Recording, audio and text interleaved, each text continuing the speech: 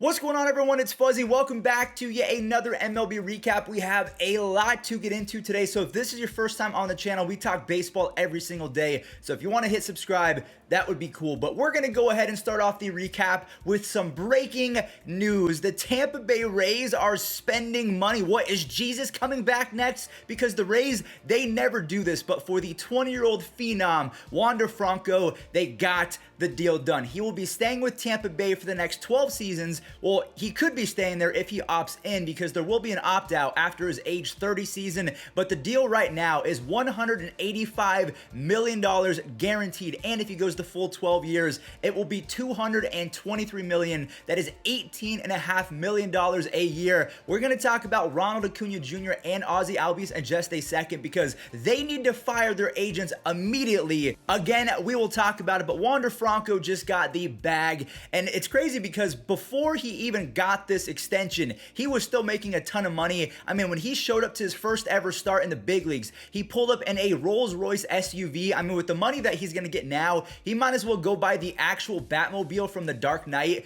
And yeah, just remember that Florida has no state income tax, and he's going to be getting endorsement money over the next decade. So just because he's leaving money on the table right now to ensure security over the next decade, it doesn't mean that he is leaving the full amount, because let's say he signed with the Dodgers as opposed to the Tampa Bay Rays, he would be losing 50 to 60% of it to taxes right then and there. So to me, this is a fantastic move. He also has a 3-year-old son, Wander Franco Jr. So he is supporting his family and his future generations. He's supporting his brothers, Wander Franco and Wander Franco, as well as his dad, Wander Franco. So just a friendly little reminder. I just think it's a cool story that almost every person in Wander Franco's family is named Wander Franco, but I think they're called by their middle names. I could be wrong, but I don't know, just a friendly reminder. Now, the reason why I brought up Ronald Acuna Jr. and Ozzie Albies is because they signed contracts that no longer make any sense, considering Wander Franco got 12 years,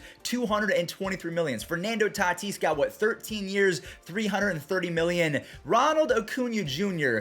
got 8 years, $100 million. Now, don't get me wrong, that is still fantastic money for a young player, $12.5 million a year. But then it gets worse with Ozzie Albies. He signed for 7 years for $35 million, not a year, total. $5 million a year. So if you take Ronald Acuna Jr. at 12.5 and Ozzie Albies at $5 million a year, that's $17.5 million.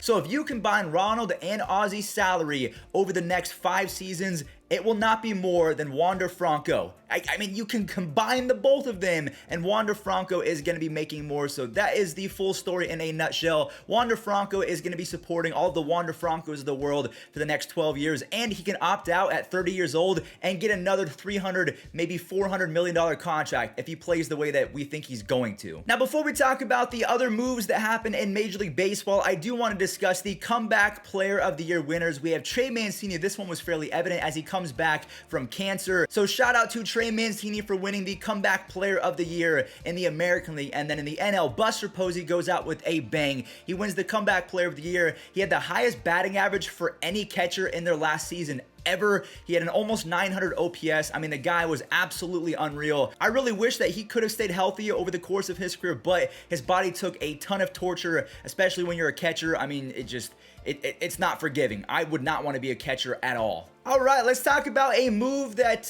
kind of hurt my feelings, because the Cubs continue to bother a little old Fuzzy ever since what happened in 2016. Big Harold Ramirez has been traded to the Chicago Cubs for CC, no, not Sabathia, cash considerations. Now, I don't think that Big Harold is a superstar by any means, but the sabermetrics do suggest that he could be a breakout player in the making. He's got the exit velo, he's got the range in center field, he's got the sprint speed. He really can be a breakout player if the Cubs utilize him correctly. He can play a few different positions as well, but overall, I'm not too upset. It just sucks that it was the Cubs. The Los Angeles Angels, well, more like the Los Angeles Mets, because 1 week after stealing Noah Syndergaard Thor from the New York Mets, they have stolen Aaron Loup.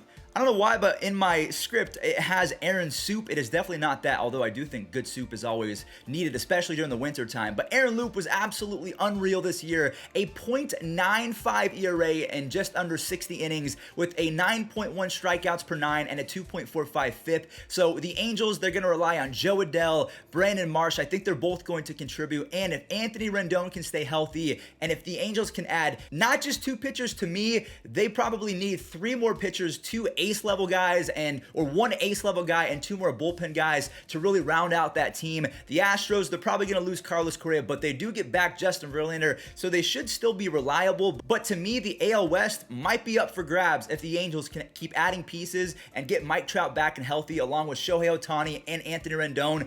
That could be a problem. They could make some noise. Now, 2 more signings. This comes from the same team. The Giants are showing that they are not trying to go anywhere. They have re-signed Anthony DeSclafani and Alex Wood. DeSclafani had a 3.17 ERA and a 3.62 FIP, both extremely strong numbers, and he was also pretty good with Cincinnati back in the day, so I think this is a really good contract, and shout out to him for getting paid. And also, Alex Wood continues to find a way to get the bag as well. He gets $10 million a year for the next 2 seasons. He had a solid 3.48 FIP, and he's going into his age 31 season, and his strikeouts per 9 got even better last year. I'm really hoping that he has a better 2022 and the Giants actually build on their success, even though surpassing 107 wins is almost going to be impossible, especially because they've lost Buster Posey. But maybe Joey Bart is going to be that guy. Who knows? Now, the final story I do want to talk about, John Means. We can all agree that he is by far the best pitcher on the Baltimore Orioles staff. They are dangling him right now, and other teams are kind of dry snitching on the Orioles, saying, hey,